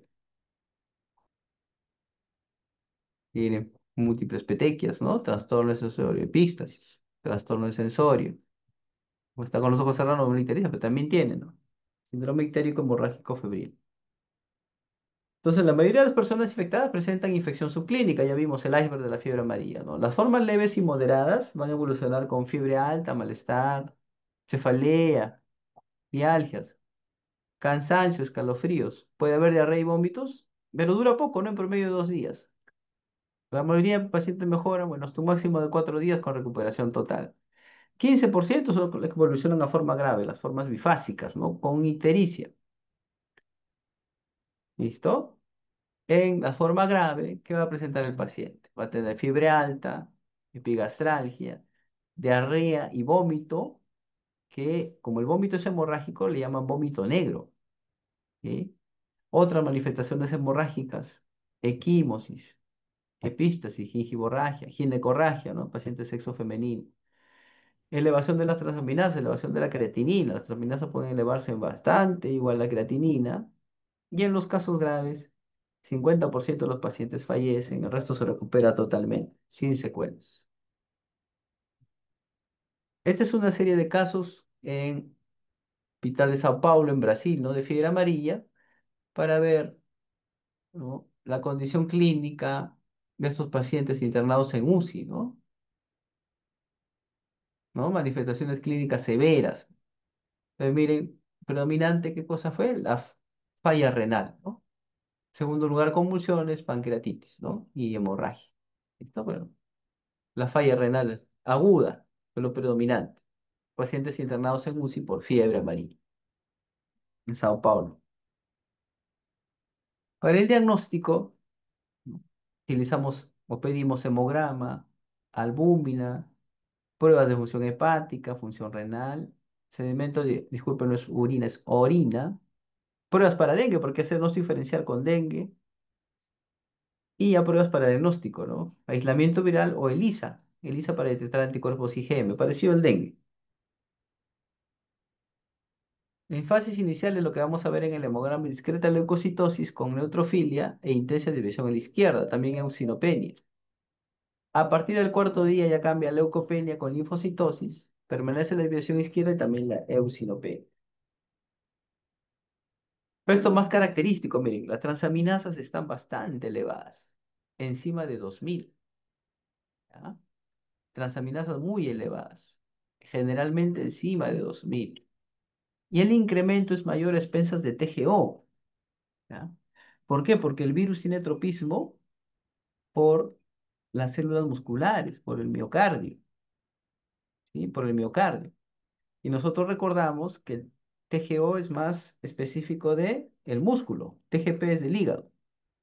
Entonces, si vemos y comparamos TGP, TGPO, ambos están incrementados más de 2000, pero va a ser a predominio TGO. ¿Por qué? Porque este virus tiene tropismo por el músculo. Las bilirrubinas también van a estar aumentadas a predominio de bilirrubina directa, puede alcanzar 20 miligramos por ciento o más. ¿Sí? Aumento de colesterol, fosfatasa alcalina, y los niveles de creatinina pueden estar muy elevados, 5 o 6 veces los valores normales, ¿no? Les comento un caso para ilustrar mejor la explicación. Nosotros tuvimos allá por el 2005, ¿sí? 2005, un paciente joven agricultor de Pichanaki, ¿no? Pichanaki es un distrito, la provincia de Chanchamayo, departamento Junín de Selva, ¿sí? Lo trajeron ya con varios días de evolución, eran 6 días creo, ¿no? Lo trajeron al hospital, entre emergencia y pasó de directo a trauma shock, ¿no? ¿Por qué pasó trauma shock? Porque tenía síndrome ictérico hemorrágico febril, anúrico, no misionaba, no sé, criterio mal pronóstico. Y recuerdo sus transaminasas estaban en 7000, no, disculpen, 14000 las transaminasas, y creatinina en 8, ¿ya? Evolucionó mal y falleció, ¿ya? Porque tenía varios días, ¿no? Y estaba con un cuadro grave, ¿ya? Entonces, así puede tener, o sea, transaminasas volando, creatinina más de 7, 8. Entonces, en la orina podemos ver proteinuria, hematuria, cilindruria, en casos graves oliguria, como los estoy mencionando, ¿no? El paciente venía en oliguria. El perfil de coagulación también está alterado. TP, TPT TC prolongados, ¿no? Tiempo de ovulación, tiempo de protomina, tiempo parcial de tromboplastina, todos prolongados, y línea R más de 1,5. Hay consumo de fibrinógeno en las plaquetas menos de 50.000. O sea, es un CID, ¿no? Convulsión intravascular. Entonces, ¿cuándo sospechar? Un paciente que tiene fiebre hasta 7 días, ¿no? Eso sí es como el dengue, ¿no? Porque es agudo, con síndrome icterohemorrágico, no está vacunado, presencia de monos en la zona y también si tiene albuminuria. ¿Ah? Hay una prueba que se llama calentamiento de orina para ver la presencia de proteínas en orina. Me ayuda, ¿no? Es un punto a favor del diagnóstico, pero no definitivo, porque también podría presentar los pacientes con leptospirosis, ¿no? ¿Ya? Ah. Entonces, el diagnóstico es indirecto, detección de IgM para fiebre amarilla, ¿no? Aparece después de la primera semana de iniciados los síntomas y su presencia constituye diagnóstico definitivo, ¿no? Si se solicita IgG, esta requiere aumento de 4 veces los títulos en 2 muestras pareadas, ¿no? ¿Ya? Recordar que los anticuerpos, estos anticuerpos presentan reacción cruzada con otros avivirus, como dengue y encefalitis japonesa. O sea, si sale positivo, debo ver, ¿no? Evaluar, de repente es una reacción cruzada al virus dengue, entonces no es por fiebre amarilla, sino porque tiene dengue, ¿ya? Pero va a depender del caso. Y fijación de complementos a prueba no usamos acá. Entonces, acá, para que vean, ¿no? Cómo es la evolución de las inmunoglobulinas. A partir del quinto día ya IgM empieza a incrementarse. Entonces, del quinto día en adelante puedo pedir la prueba, el IgM, ¿no? Y si tiene cuadro clínico compatible, ¿no? Fiebre, ictericia, hemorragia, bueno, pues es fiebre amarilla, ¿no? IgG puedo pedirlo a partir del séptimo día en adelante. Pero IgG tendría que demostrar el incremento en 4 veces, ¿no? Para tener la certeza. A veces es difícil porque tendría que ser al momento que tiene el paciente cuadro clínico y 2 semanas después o más otro, pero muchas veces el paciente ya no regresa para sus controles, ¿no? O evoluciona mal y fallece también. Es difícil tener esos pareados, ¿ya? Así como en dengue, existía la prueba Tariki, ideada por el Instituto Nacional de Salud del INS, también existe Tariki de fiebre amarilla, IgM. La especificidad y la sensibilidad bastante buena, ¿no? Encima del 95%. ¿Sí? Igual valor predictivo positivo, negativo. La ventaja de esto es que el resultado sale en horas, pocas horas, no más de 4 horas, ¿no? Es rápido. Entonces, ¿cómo hacemos el diagnóstico de fiebre amarilla? Esto es en un paciente que ha fallecido, ¿no? No se nos ocurra tomar biopsia hepática a un paciente vivo porque estamos viendo que causa sangrado, ¿no? Entonces, si yo le hago un corte ahí, o bueno, la persona que va a tomar la biopsia le hace un corte, va a tener problemas legales, ¿no? Porque va a sangrar, ¿sí? Entonces, eso es un paciente que ha fallecido y se toma muestra de hígado, ¿no? Para aislamiento e identificación se puede usar cultivo celular, CRL, cerebro recto lactante, cultivo, células Vero, riñón de mono o C636 en tejido de mosquito. O detección a través de inmunofluorescencia indirecta, ¿no? La presencia del virus de la fiebre amarilla. La histopatología por inmunohistoquímica o pruebas moleculares PCR en tiempo real, ¿no? Pero, lo repito, esto, muestra de hígado, es en un paciente fallecido, ¿no? O sea, en autopsia, necropsia, ahí, jamás en un paciente vivo. ¿Y qué cosa vemos en la histopatología hepática? La denominada necrosis masiva mediozonal. ¿Qué cosa es eso? ¿No? ¿Se acuerdan? Este es el lobulillo hepático. ¿Sí? Miren, solo están preservadas las células hepáticas alrededor de la vena central. Esta es la vena central. Los hepatocitos alrededor de la vena central, su arquitectura está preservada. Pero miren acá, esto ya está alterado, ¿ya? Esa es la necrosis masiva. ¿Por qué? Porque hay necrosis, ¿no? Hay apoptosis y luego necrosis. Sí, eso se ha alterado. Solo están preservadas las que están alrededor de la vena central. Esos hepatocitos, todavía su arquitectura, su conformación está bien. Pero el resto, miren, ya se ha necrosado. Esa es la necrosis masiva medio zona. ¿Qué más puedo ver en la biopsia de hígado? Los denominados corpúsculos de Kunczelman-Rocha, ¿no? Que están acá flechitos, ¿no? Son estructuras globulosas. Son células finalmente, ¿no? Globulosas, acidófilas, eosinofílicas, ¿sí? ¿Qué cosa es esto? ¿Por qué se ha puesto acidófilo, sinofílica? Porque la célula hepática, el hepatocito, está presentando apoptosis. Apoptosis. ¿Sí? No es patognomónica de fiebre amarilla, también lo puede presentar pacientes afectados por otras hepatitis virales, pacientes con dengue. ¿Ya? Pero si yo lo encuentro, digamos que es un punto a favor del diagnóstico, pero no es definitivo para fiebre amarilla. ¿Ya? Los cuerpos de Kunzelman, corpúsculo de Kunzelman. La flecha lo señala, ¿no? ¿Ya? En el diagnóstico diferencial entran aquellas entidades que ocasionan síndrome ictérico-febril, ictérico-hemorrágico-febril. Ejemplo, leptospira, malaria grave, hepatitis virales, ¿no? Especialmente la forma fulminante, hepatitis B, hepatitis delta, fiebre hemorrágica. Bueno, fiebre hemorrágica por dengue ya no existe, sino dengue, ¿no? Dengue con ictericia. Entonces, clínicamente, ¿cómo podría tratar de diferenciar, ¿no? En la dictospirosis, las manifestaciones digestivas son menos pronunciadas y las hemorragias son más tardías. En malaria por Plasmodium falciparum, que es el que da los cuadros más graves, la anemia es precoz, hay esplenomegalia y menor tendencia a la hemorragia. No hacen tanta hemorragia los pacientes con malaria, ¿no? En las hepatitis virales, la fiebre es poco acentuada, perdón, ausente. O sea, las fiebres no son tan altas, son febrículas, ¿no? Los pródromos de las hepatitis virales es con febrícula, no son fiebres 39, 40, no, sino menos temperatura. Y con los exámenes auxiliares también, ¿cómo podría hacer mi diagnóstico diferencial? Miren, en fiebre amarilla,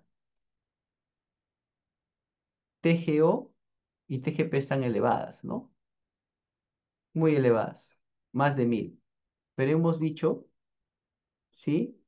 Que aquí en fiebre amarilla predomina TGO, ¿no? Sobre TGP, porque hay compromiso muscular, no músculo. En leptospirosis las transaminasas no se elevan tanto, no son superiores a 500, ¿ya? O sea, se elevan pero no pasan de 500. En malaria por Plasmodium falciparum el incremento de transaminasas no es tan alto, ¿no? En las hepatitis virales, tanto TGO como TGP están muy elevadas, pero los niveles de TGP usualmente exceden los niveles de TGO. ¿Sí? ¿Por qué? Porque la TGP es predominantemente hepática. Entonces acá el compromiso es más de hígado, ¿no? Menos el músculo, ¿no? Que es hígado fundamentalmente, ¿sí? Por eso es que es a predominio de TGP. ¿Ya? Cambio fiebre amarilla es predominio TGO. Bueno, en 1986 su comité de expertos de la OPS recomendó como tratamiento caso grave fiebre amarilla.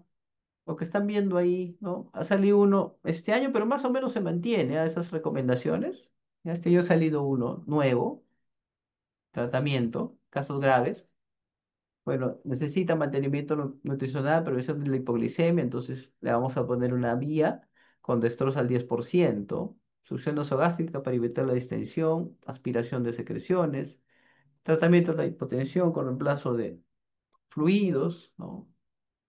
Si hay, si no responde a fluidos, dar drogas vasoactivas, inotrópicos, oxígeno, corregir acidosis metabólica, tratamiento de la hemorragia con plasma fresco congelado.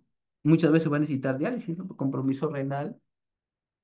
Y si hay infección secundaria, bueno, no era antibióticos, pero no es por la fiebre amarilla, es una infección secundaria durante la hospitalización, puede presentarse una intrahospitalaria, ¿no? Ahora, si el paciente, después de la fase de remisión transitoria, se acuerdan que era más o menos cuarto día, que está cayendo la fiebre, ¿no? Y nosotros vemos que esto ya está evolucionando hacia la fase tóxica de la enfermedad. Vamos a fijarnos en signos de alarma. ¿Cuáles son? Bueno, primero, vómitos persistentes, alteración del sensorio, oliguria relativo a ingresos, hipotensión arterial ortostática, sangrado o diátesis hemorrágica, ¿no? Si no es evidente, tengo que hacerle tacto rectal y la prueba de agua oxigenada para ver el sangrado. Si el paciente tiene bradicardia persistente con disociación pulso-temperatura, el signo de Faget, que ya explicamos hace instantes, entonces cualquiera de estos signos de alarma ya me indica que el paciente va a pasar hacia la fase tóxica de la enfermedad o está ya en la fase tóxica de la enfermedad y debe ir a UCI, ¿ya? Ir a cuidados intensivos. Ante la presencia de cualquier signo de alarma, debe iniciarse el tratamiento de la fase tóxica y más que valorar ya. tramitar, hacer todo lo posible para que el paciente vaya a cuidados intensivos. ¿Listo? Ha habido casos en los cuales administración temprana de un antiviral que se llama ribavirina resultó beneficioso, ¿no? Pero son pocos casos, ¿no? En los casos leves, tratamiento sintomático no se emplea salicilatos. Esta enfermedad puede evolucionar con brotes hasta posibles epidemias. El control de enfermedad se realiza mediante exterminio del mosquito y lo más importante es la vacunación con virus vivo atenuado de la cepa 17D, que se da en una sola dosis, ¿no? Debe ser efectuado al menos 10 días antes de la entrada o salida de una zona endémica, ¿no? Entonces, si una persona se vacuna, por decir un día 4 de un mes X, ¿no? Al menos debe esperar 10 días, o sea, viajar el día 14 a la zona endémica, 14 o 15. Si viaja antes, está en riesgo, ¿no? Todavía no se ha formado una cantidad de anticuerpos que la va a proteger, ¿ya? Se pone en riesgo. Si viaja antes de los 10 días, se pone en riesgo. Si lo pica a veces en la selva, puede ser fiebre amarilla, ¿no? Y complicado, ¿ya? Entonces, al menos 10 días antes. Si se vacuna 10 días antes, el nivel de protección es 90%. Si se vacuna 30 días antes, prácticamente 100%, ¿ya? O sea, con un mes antes, el nivel de protección es 100%. Con 10 días antes, 90%. Pero es un poco de la historia de la vacunación, ¿no? Porque antes se recomendaba vacunarse cada 10 años, ¿no? Pero se hizo una evaluación, esta publicación es de 2013, ¿no? Basados en los datos de vigilancia disponibles, el grupo de consejeros estratégicos, ¿no? Expertos en inmunización, ese SAGE en inglés, concluyó que los fracasos a la vacuna son muy raros, ¿no? Entonces, una sola dosis de vacuna es suficiente y otorga inmunidad de por vida, ¿sí? No es necesaria dosis de refuerzo. Lo que sí hay que tener en cuenta, la aplicación es de 9 meses hasta los 60 años, ¿no? Entonces, los extremos de la vida no hacen una respuesta efectiva, ¿no? La respuesta no es efectiva. Se dice de 9 meses hasta los 60 años, ¿ya? Muy bien, eso es sobre fiebre amarilla. No sé si hay alguna pregunta.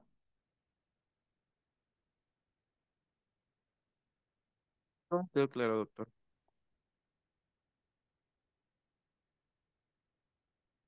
¿Todo bien? Listo, muy bien. Entonces, ya nos estamos viendo creo que nos toca un cursillo el próximo viernes. Ahí ya nos estamos conectando nuevamente. Gracias por su atención. Muchas gracias, doctor. Hasta luego. Hasta luego, que les vaya bien. Gracias, doctor. Hasta luego. Hasta luego, gracias.